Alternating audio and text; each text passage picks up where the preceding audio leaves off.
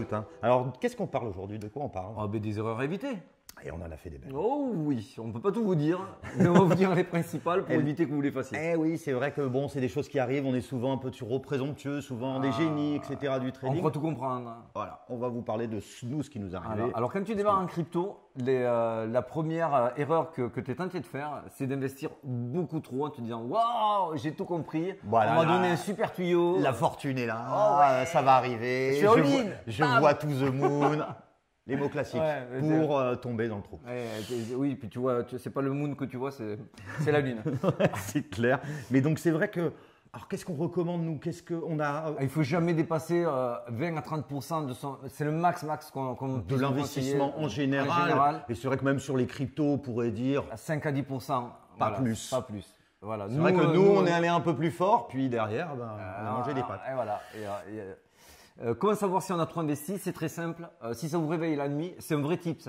Si vraiment vous y pensez tous les jours, si vous ouvrez votre exchange sur votre téléphone toutes les 5 minutes, c'est que vous avez trop investi. Donc il faut vraiment être conscient de cela, c'est que si ça vous prend trop la tête, c'est que vous avez entamé trop votre capital, que vous êtes prêt à perdre. Tout à fait. Il faut être conscient que c'est de l'argent Qu'on va perdre, qu'on exactement. est très certainement potentiellement. N'allez pas voir votre copine après en disant « Ah chérie, on part plus en vacances parce que j'ai mis un peu trop d'argent dans la Et crypto. » puis pour en revenir, pour la dernière, ne pas mettre tout sur un jeton. Hein, on m'a dit que Shiba c'est génial. Bon bah tout ce qu'on m'a dit, je mets tout là-dessus. Ouais. On diversifie un petit peu son portefeuille pour pouvoir le pondérer. Ça, c'est le première belle erreur. Deuxième belle erreur, alors ça aussi, on en a fait des belles. Ah oui, ça c'est sûr. Hein, forcément, on écoute. Donc on est tous sur les réseaux sociaux. Qu'est-ce qu'on fait? On regarde et on voit certains youtubeurs et autres qui te disent To the Moon, celui-là. Super projet. Super projet. Si tu n'es pas dedans, t'es qu'un nul. Ouais, je les connais, ils ont bu l'apéro ensemble, ils leur ont filé un chèque pour qu'ils fassent de la pub. Bien sûr. On a tous fait, on s'est tous fait ramasser sur ce genre de jetons.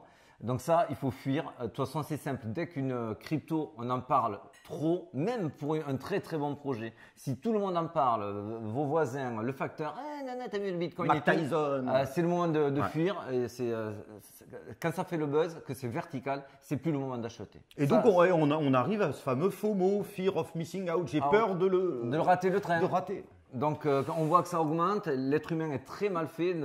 Nos émotions sont contraires au choix rationnel. Tout à fait. On devrait plutôt se dire, quand c'est vert, que ça monte, waouh, je vends. Et en fait, notre esprit, notre cœur, notre tête a envie, au contraire, d'acheter. À l'inverse, quand ça fait rouge, que ça baisse, c'est étonnant, il n'y a plus d'acheteurs. Plus personne ne va acheter et pourtant, c'est là où on fait les plus grosses affaires.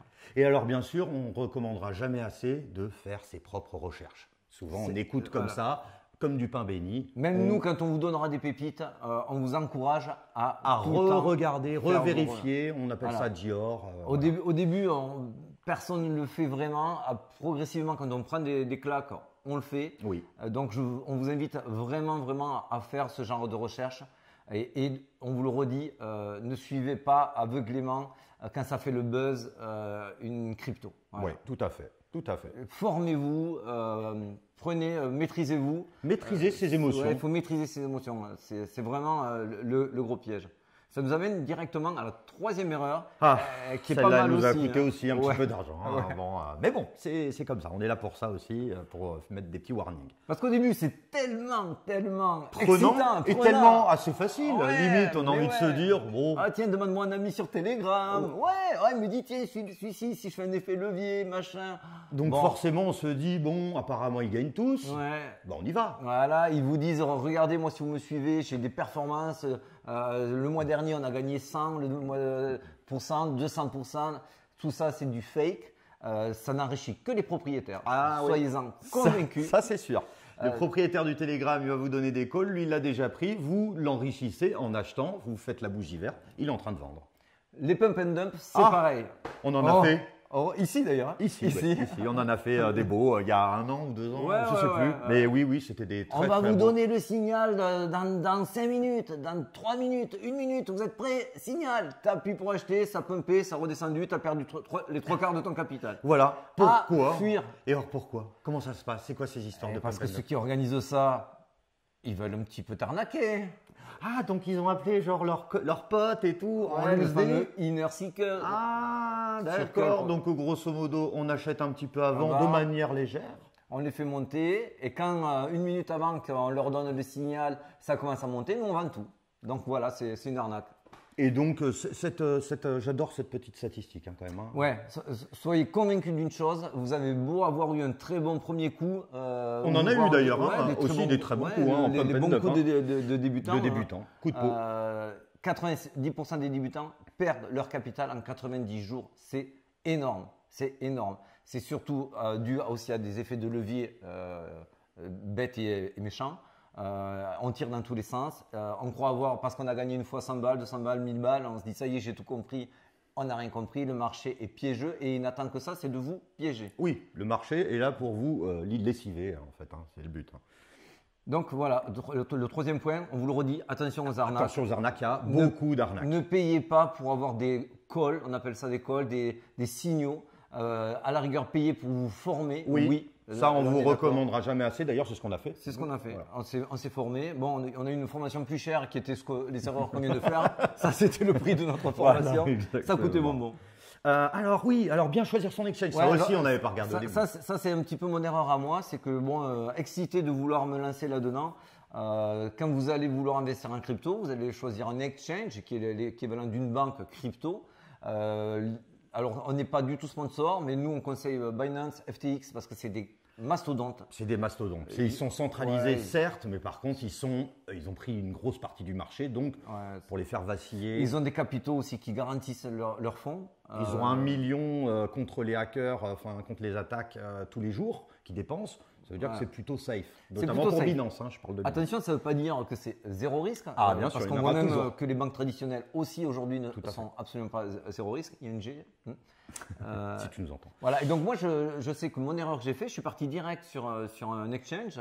Je m'inscris, tac, tac, tac, et je découvre après que je pouvais utiliser un referral, un code parrainage pour avoir 10 à 20%, voire des chèques de bienvenue. Qui sont vraiment utiles et surtout quand vous commencez à en faire de plus en plus, ça vous réduit énormément vos frais et c'est quand même vachement profitable. Mais alors pourquoi on le fait pas toujours? Je pense que c'est la maîtrise des émotions. Ça y est, il y a les cryptos, allez j'achète. Sans prendre le temps on va regarder un peu tous les différents exchanges, etc. Et le dernier point, qui n'est pas le moindre. Ah, c'est pas le moindre. Alors là, ça, moi, je connais. Je connais. Vous avez, voilà. On pourrait dire, on va commencer, il faut se fixer une stratégie. Voilà, parce que s'y tenir. Ah ben ouais, parce que tout le monde dit ça y est, je fais partie de la crypto family, moi aussi j'ai acheté des jetons. Le pire même potentiellement, c'est que vous gagnez gros au tout début. Au tout début. Ça vraiment, je vous le recommande pas parce qu'après vous vous prenez pour le roi des rois. Et on remet. Il faut se fixer une stratégie, que ce soit sur les achats, c'est-à-dire quand c'est que j'achète et quand c'est que je vends. D'ailleurs, on vous mettra en lien une vidéo qu'on a fait à ce titre pour savoir comment acheter quand on est débutant. Elle s'intitule DCA, un piège. C'est pour une technique pour investir. Pour lisser son pour faire un prix moyen d'achat. Il y a des techniques pour faire du DCA intelligent. Vous avez le lien en dessous. Donc la stratégie, vous devez vous la fixer. Alors vous tapez stratégie trading. C'est très facile. Vous allez sur Google et vous choisissez une stratégie. Il y en a plein pour des débutants. Et vous vous y tenez, que ce soit pour les achats ou que ce soit pour les ventes. Parce que sans stratégie, vous allez paniquer dès que ça va partir dans le rouge et vous allez toujours revendre à perte. Vous allez vouloir racheter quand ça repart à la hausse et vous rachèterez plus cher que ce que vous avez vendu. Vous ferez tout le temps avoir si vous n'avez pas une stratégie. Donc mettez-la en place, renseignez-vous, formez-vous. C'est un très bon conseil. Fuir les effets de levier. Fuir les effets de levier. Alors ça c'est vrai, j'en ai vu. J'ai vu beaucoup d'amis qui mettaient des leviers x5, x10 en se disant, bon, voilà, j'ai réussi à cartonner sur e-gold, etc. Donc maintenant, bon, voilà, je suis quand même bon. Donc maintenant, je me lance dans des gros leviers et malheureusement, on se fait plus vite liquider que la majorité parce qu'on n'a pas de plan et on n'a pas potentiellement aussi de stratégie et d'informations par rapport à ça, de connaissances. Donc construisez-vous votre stratégie, soyez un investisseur long terme, à savoir holder. Tout à fait. Ne paniquez pas si vous voyez le lendemain, la semaine d'après que vous êtes dans le rouge parce que ce n'est que des sinusoïdales. Bien sûr. Donc ça monte, ça baisse et il faut rester froid derrière votre ordinateur, derrière votre téléphone. Ne vous prenez absolument pas pour un trader. Formez-vous avant. Voilà. Exactement. Ça, c'est bon, grosso modo, c'est les 5 points. On vous les a remis ici. Hein. Investir une somme supportable, ne pas suivre un buzz, attention aux vendeurs de rêves, choisir un bon exchange et réfléchir à une stratégie. Voilà, c'était ce qu'on pouvait vous résumer. Voilà, pour les 5 exactement. erreurs des Alors débutants. après, si vous aimez bien, on pourra vous raconter précisément nos belles erreurs, notre ouais. plus belle erreur. Bon, moi, j'en ai 2-3 dans la tête, mais c'est moi bien, c'est bien. Je te souhaite une bonne journée. Ben, merci. Allez, Je te remercie ciao. beaucoup, Alex. Au revoir. Bye.